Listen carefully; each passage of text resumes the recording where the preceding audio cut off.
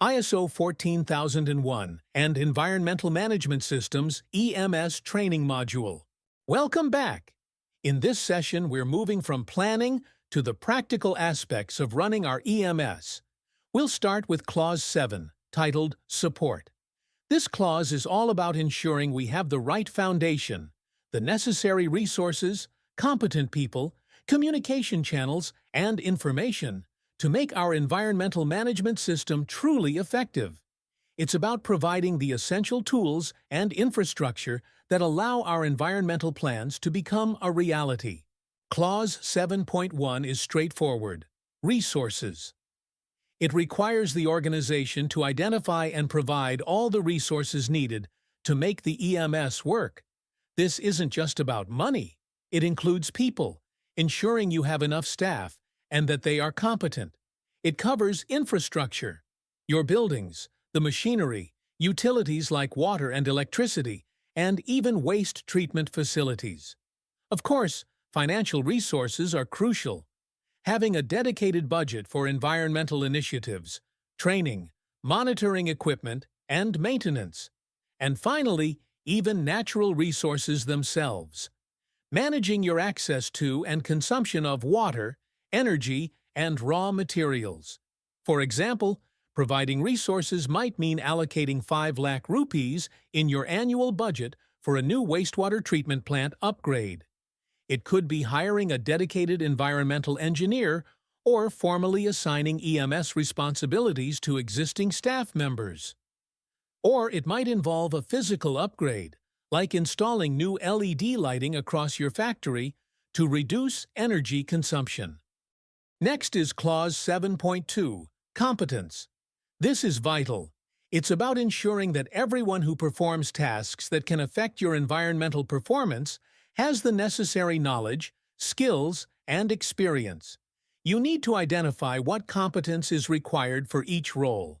Next is Clause 7.2, Competence. This is vital. It's about ensuring that everyone who performs tasks that can affect your environmental performance has the necessary knowledge, skills, and experience. You need to identify what competence is required for each role. For instance, a wastewater treatment plant operator needs detailed knowledge of water chemistry, different treatment processes, specific permit limits, and emergency procedures for spills. A factory floor employee responsible for waste segregation needs to be able to identify different waste types and know the correct segregation procedures. An EMS internal auditor needs to understand the ISO 14001 standard inside out. Be skilled in auditing techniques and have a good grasp of environmental regulations. Once you've identified these needs, you must ensure that people either already possess this competence or acquire it through education, training, or experience. And you must evaluate if the training was actually effective. Training is a primary way to build competence. It can be formal courses, hands-on on-the-job training, workshops, or even mentoring by experienced staff. For example, you might provide specific training on hazardous waste handling procedures for your warehouse staff or spill response training for all production personnel. On a broader level, all new employees should receive general EMS awareness training during their induction to understand their role in the company's environmental commitment. Building on competence, Clause 7.3 stresses the importance of awareness. It's not enough for people to be competent. They need to understand why their environmental actions matter. Everyone working for the organization needs to be aware of 4 key things. The environmental policy. What is the company's overall environmental commitment? Their significant environmental aspects and impacts. How does their specific work interact with the environment? Their contribution to the EMS's effectiveness and the benefits of better environmental performance. How do they make a difference? And finally, the implications of not conforming to EMS requirements. What happens if they don't follow procedures? This could be anything from environmental damage to potential fines. Why is this awareness so important? It empowers employees to make environmentally sound decisions in their daily tasks. It reduces risk because there are fewer incidents caused by carelessness or lack of knowledge. It leads to improved performance as everyone contributes directly to achieving environmental objectives. And it fosters a positive, proactive environmental culture within the organization. Think of it this way: a cleaner isn't just emptying bins. They know exactly which bin is for general waste and which for recycling, because they are aware of the waste segregation policy. A machine operator understands that a small leak can significantly increase water consumption and knows exactly who to report it to. An IT staff member consistently turns off monitors at night because they are aware of the energy conservation goals. Clause 7.4 is about communication, which is essential for any system to work effectively. You need a process for both internal and external communication related to your EMS. Internal communication is about ensuring information flows smoothly within your organization. Purpose: to keep everyone informed about the EMS.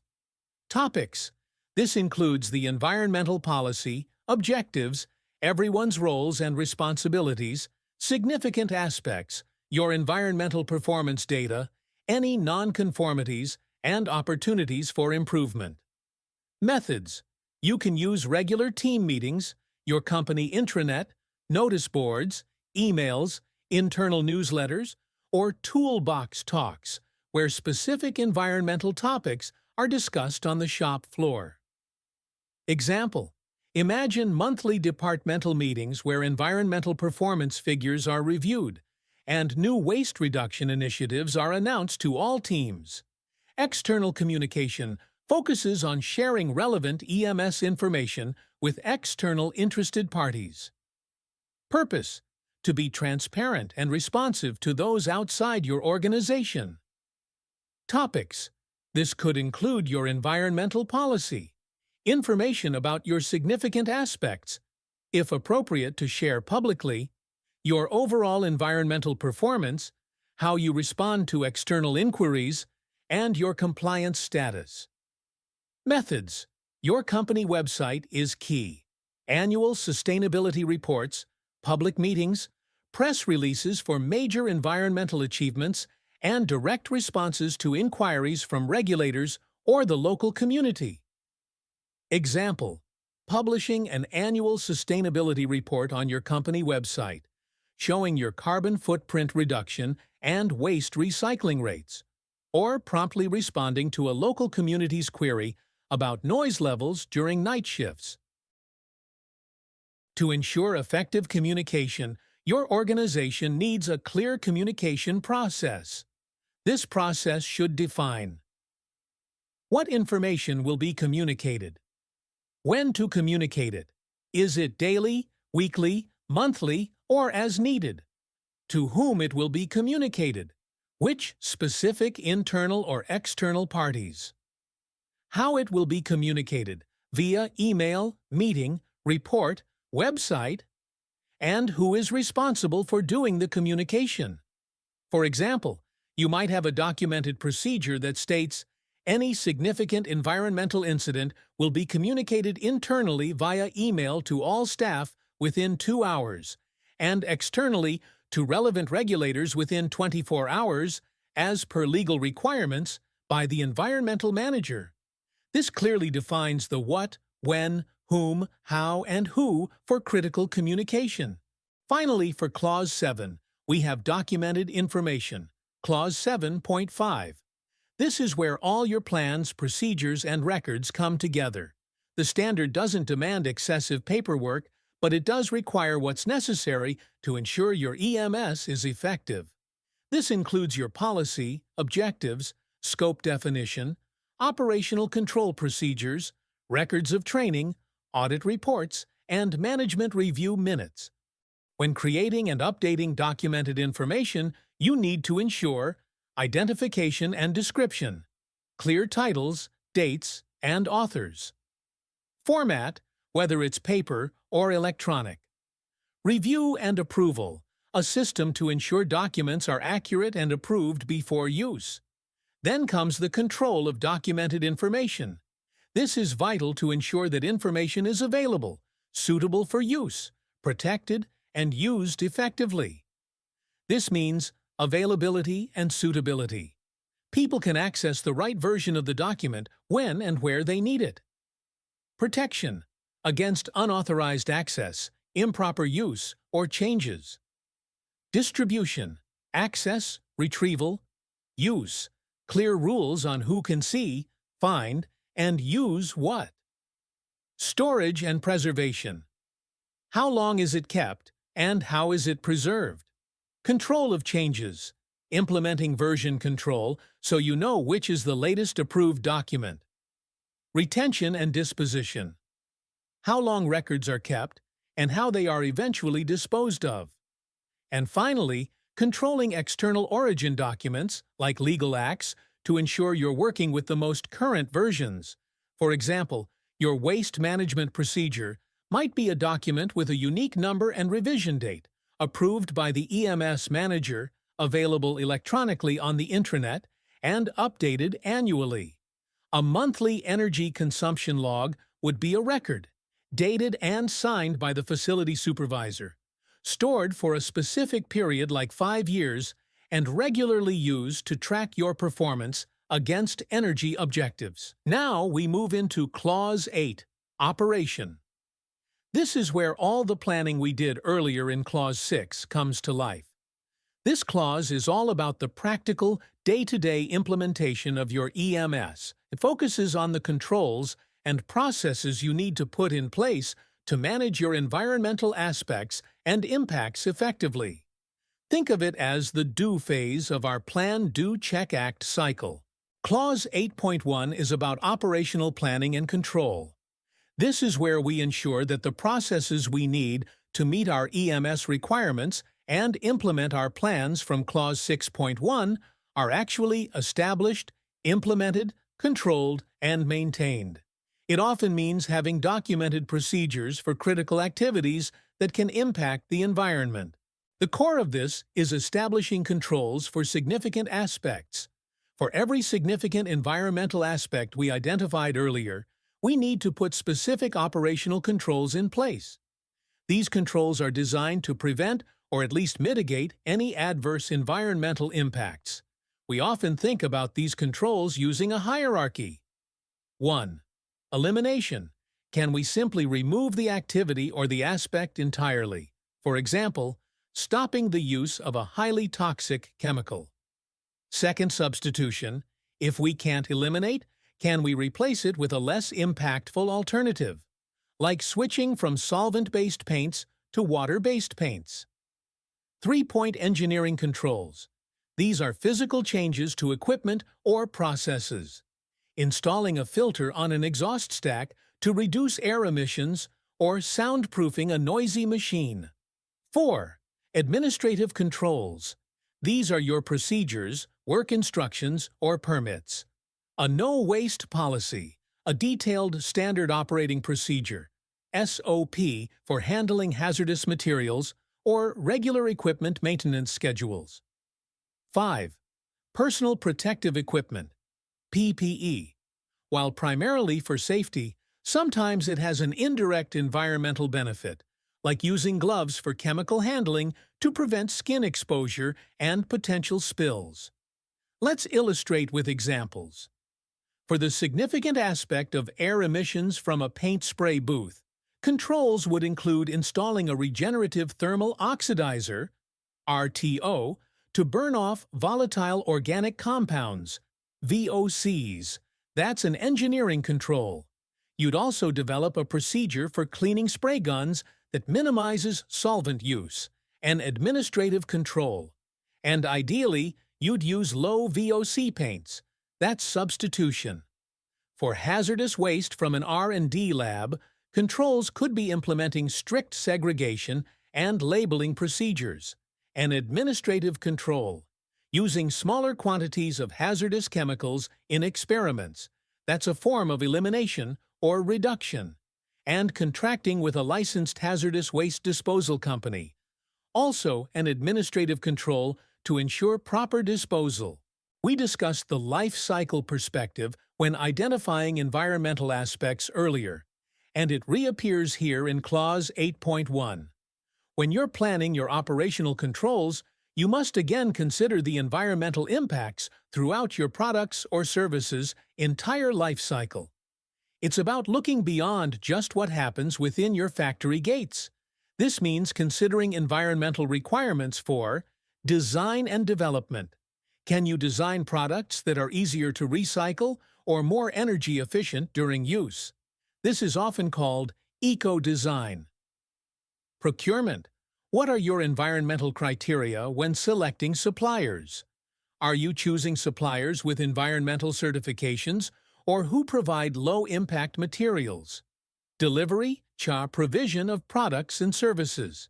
How does your service delivery itself impact the environment? Are you optimizing delivery routes to reduce fuel or using less packaging? End of life. What information do you provide for end-of-life treatment? Do you have clear instructions for recycling or even take-back schemes for your products? Let's take a smartphone company as an example for operational control with a life cycle perspective. In design, they might introduce a modular design that makes phones easier to repair and components replaceable, directly reducing e-waste at end of life. For procurement, they might implement a policy to only buy rare earth minerals from suppliers who guarantee responsible mining practices, thus reducing the mining impact. In delivery, they use minimal recyclable packaging for product shipping, minimizing waste. And at end of life, they actively provide free take-back and recycling programs for old phones, ensuring responsible disposal and material recovery. The final part of Operation Clause 8.2 is emergency preparedness and response. This is critical. It's about being ready for potential environmental emergencies. You need to establish, implement, and maintain processes to prepare for and respond to these situations. First, you need to identify potential emergency situations. What kind of environmental emergencies could occur at your facility or as a result of your activities? Consider types of incidents. This could be spills, chemicals, oil, fuel, fires that have environmental consequences like toxic smoke, explosions, natural disasters like floods or earthquakes that might damage your environmental controls, or equipment failures such as your wastewater treatment plant breaking down. Severity. How bad could the environmental impact be if this happened? Likelihood. How likely is it to occur? Location. Where exactly could this happen within your operations? For example, a chemical manufacturing plant might identify potential emergencies like a large chemical spill from a storage tank, a fire in a solvent storage area leading to toxic fumes, or the failure of their effluent treatment plant causing the discharge of untreated wastewater. A construction site might identify a fuel spill from machinery or the release of sediment into a nearby river after heavy rain as potential emergencies. Once you've identified potential emergencies, the crucial next step is to develop and test response plans. For each scenario, you need a specific, actionable plan. These plans should cover roles and responsibilities, who does what during an emergency, emergency contact information, both internal contacts and external ones like fire services, police, and environmental authorities. Specific action steps, what to do immediately, how to contain the incident, mitigate its impact, and eventually clean up. Resources needed, listing specific equipment like spill kits, fire extinguishers, personal protective equipment, PPE, and communication equipment. Training. Regular training for personnel on these emergency procedures is vital. And critically, testing or drills.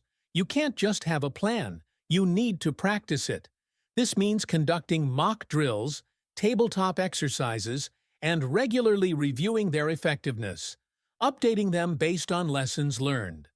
Let's take the scenario of a chemical spill on the factory floor as an example of a response plan. Immediate action. The first responder would isolate the area and, if safe, stop the source of the spill. Notification. Immediately inform the environmental manager and shift supervisor.